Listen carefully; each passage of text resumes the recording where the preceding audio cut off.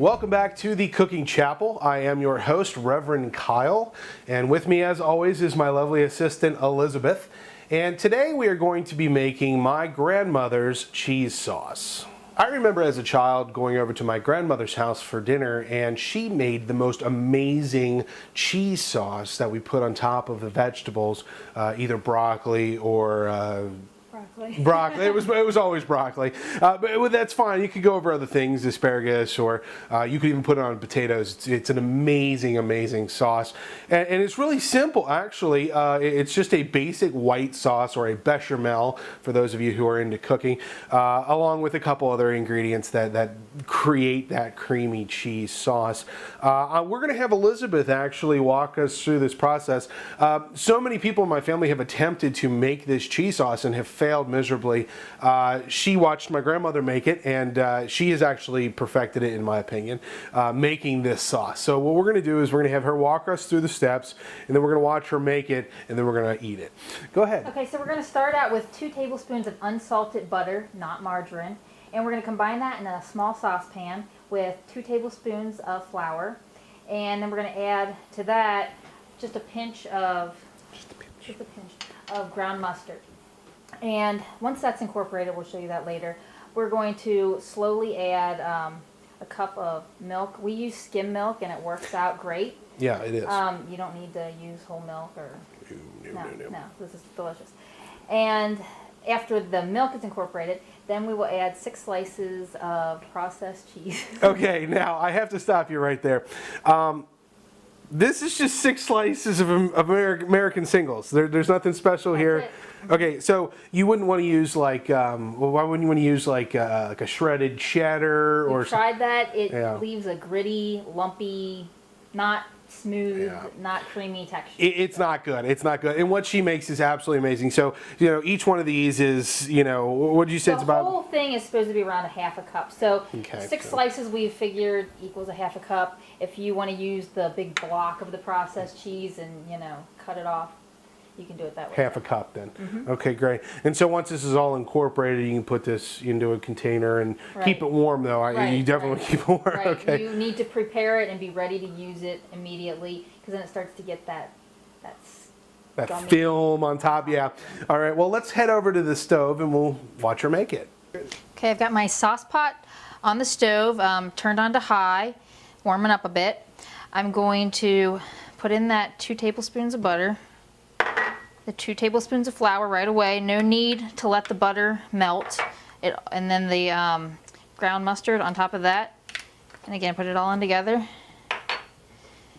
Since it is on high heat, we do have to keep it moving the whole time so we don't scorch anything.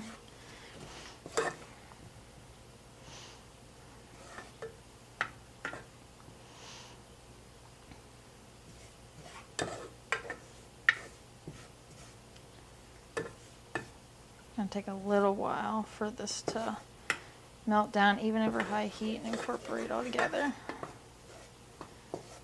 Starting to sizzle up a little bit. And as the flour combines with the butter, it's almost going to appear like the consistency of like a dough.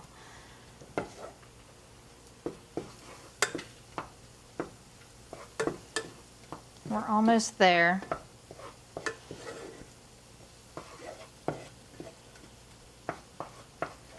Just a little ways to go.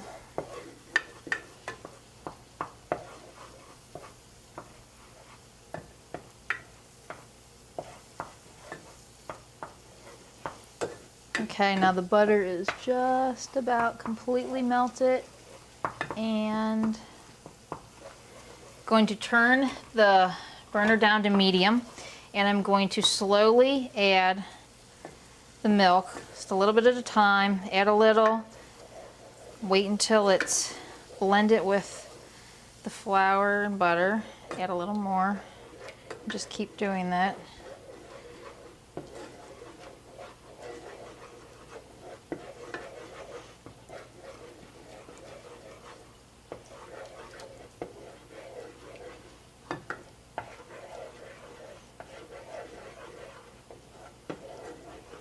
And it is important to have all of these ingredients out and ready to go as soon as you're ready to begin making this, because with the high heat and then turn it down, you don't want to walk away from the stove to be measuring out ingredients, or you will ruin the final project process.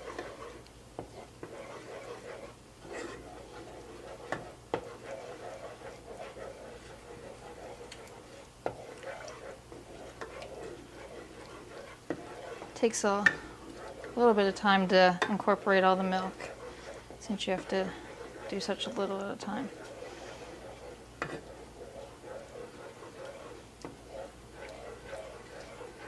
If it seems a little lumpy at first, keep stirring it, let it keep cooking.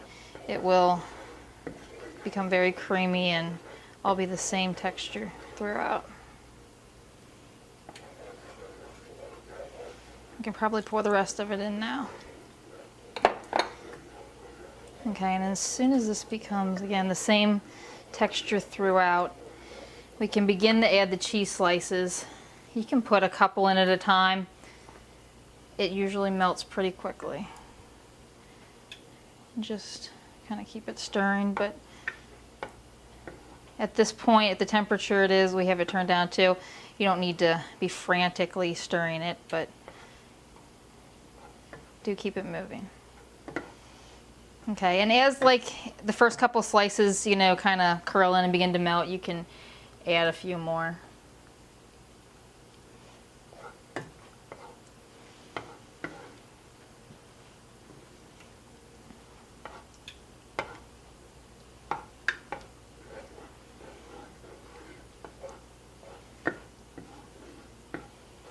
And here we can probably add the final 2 slices now and just wait for them to melt.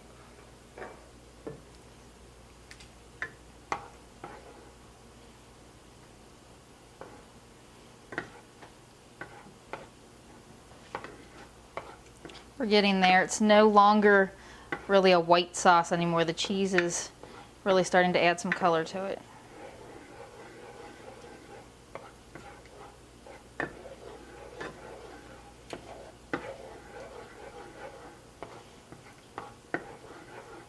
We're getting there. It doesn't take too long.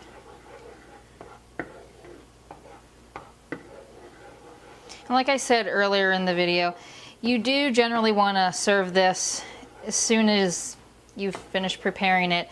But if your side dishes aren't quite done, you can keep this over a warm heat. If you have a warm setting on your stove, that'd be the best, because even sometimes the low settings sometimes are a little too high. And you would have to kind of keep it moving still at that point to make sure you didn't continue cooking it and have it harden up on you. Okay, that looks like it's about done. That's pretty much the consistency you're going to get. You know, if you want to leave it on the stove and stir it just a few more minutes just to make sure you get every little lump out, you can, but that's pretty much what you're going to get there.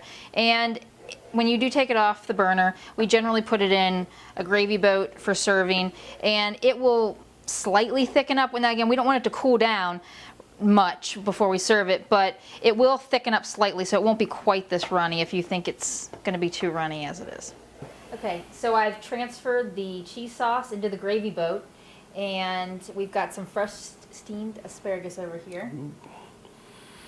Okay, there we go. And so what was the total cook time on that? I mean, it was like maybe 5 minutes at the most. Yeah, it was really easy. Yeah. And we'll just pour it over. And as it cools, it does get a little bit thicker. So we'll just drizzle. Oh, yeah, look at that. Oh, my God. That looks so good. All right, yeah. And, you know, we're putting that on our, love it. Grandma's recipe is amazing. And her cooking is amazing. We put this on steamed asparagus. You could put this on to, I don't know, broccoli. Or what else? I've seen, people put it on whatever meat they have, you know, other vegetables. They were dipping their bread in it. Pretty much anything that was on their plate was covered in cheese sauce. Oh, yes. And really, that's exactly what it is for. Could you double this if you needed to? Oh, sure. Yeah, okay. No problem. No problem. Okay. Could you quadruple it? I've had bad luck. Once I start tripling things for some reason, Yes. it should work, Uh-huh. but for some reason it just doesn't want to. Stick with doubling Yeah. if any at all. Yeah, Okay. we've doubled it before. I can't wait to bite into this. I think this is actually, you know, I'm just going to give it a shot right now, actually. Into this, yeah. Oh, good. Because the asparagus is just a tiny bit crunchy still with the cheese sauce on it. All right, I got to eat the rest of this plate. This has been Reverend Kyle and Elizabeth sharing with you my grandma's own secret recipe for her cheese sauce.